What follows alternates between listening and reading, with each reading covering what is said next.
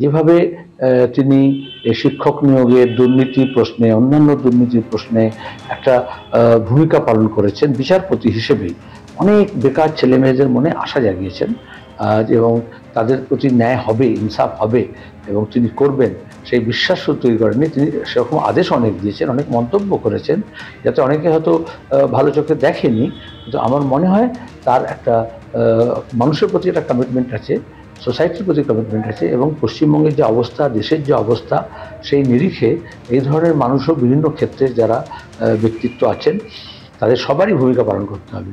যখন উনি ইচ্ছা প্রকাশ করেছেন, সেই ইচ্ছা যদি গৃহীত হয় এবং তিনি সেই জায়গায় থাকেন, আমরা সবসময় স্বাগত জানাবো তাকে।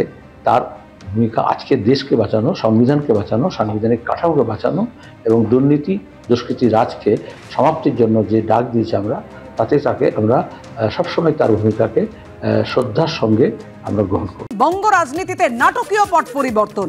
বিচারপতি থেকে ভোটের লড়াইয়ে ইস্তফা দিয়ে ভোটের লড়াইয়ে নামতে চলেছেন বিচারপতি অভিজিৎ গঙ্গোপাধ্যায়। এবিপি আনন্দে এক্সক্লুসিভ সাক্ষাৎকারে জানিয়ে দিয়েছেন মাননীয় বিচারপতি অভিজিৎ গঙ্গোপাধ্যায় মঙ্গলবার ইস্তফা দেবেন, সম্ভবত বৃহস্পতিবার বিজেপিতে যোগদান করতে পারেন তিনি, যেমনটা খবর পাওয়া যাচ্ছে।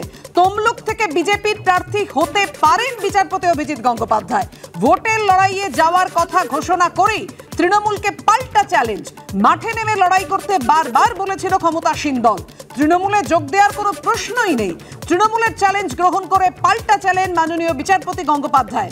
ইতিহাসে মৌর্য সাম্রাজ্যের কথা পড়েছি, আর এটা চৌর্য সাম্রাজ্য।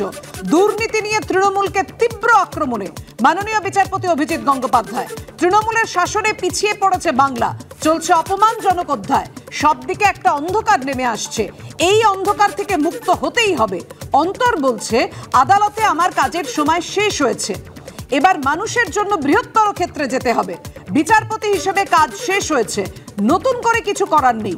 ইস্তফা দেওয়ার কথা জানিয়ে এবিপি আনন্দে জানালেন মাননীয় বিচারপতি অভিজিৎ গঙ্গোপাধ্যায়। নজিরবিহীন সিদ্ধান্ত নিতে চলেছেন অভিজিৎ গঙ্গোপাধ্যায়।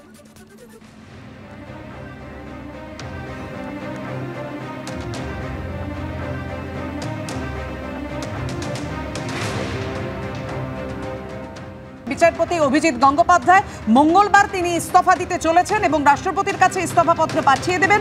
আর যেটা খবর পাওয়া যাচ্ছে, বৃহস্পতিবার তিনি বিজেপিতে যোগদান করবেন এবং সম্ভবত তমলুক কেন্দ্র থেকে, তমলুক লোকসভা কেন্দ্র থেকে বিজেপির প্রার্থী হতে পারেন তিনি, এমনটাও শোনা যাচ্ছে। ভোটের লড়াইয়ে যাওয়ার কথা ঘোষণা করেই তৃণমূলকে পাল্টা চ্যালেঞ্জ ছুড়ে দিয়েছেন অভিজিৎ গঙ্গোপাধ্যায়। মাঠে নেমে লড়াই করতে বারবার বলেছিল ক্ষমতাসীন দল, তৃণমূলে যোগ দেওয়ার কোনো প্রশ্নই নেই। বিচারপতির পদ থেকে ইস্তফা দিতে চলেছেন অভিজিৎ গঙ্গোপাধ্যায়। যদি তেমন কোনো বড় অঘটন না ঘটে, যতটা খবর পাওয়া যাচ্ছে তিনি বিজেপিতে যোগ দিতে পারেন।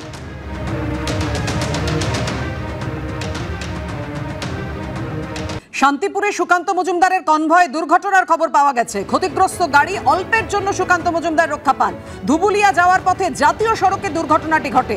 বাসকে ওভারটেক করার সময় এই দুর্ঘটনা ঘটেছে বলে জানা যাচ্ছে। কনভয়ে থাকা কয়েকজন সামান্য আহত হয়েছেন। অল্পের জন্য রক্ষা পান সুকান্ত মজুমদার, রাজ্য বিজেপি সভাপতি।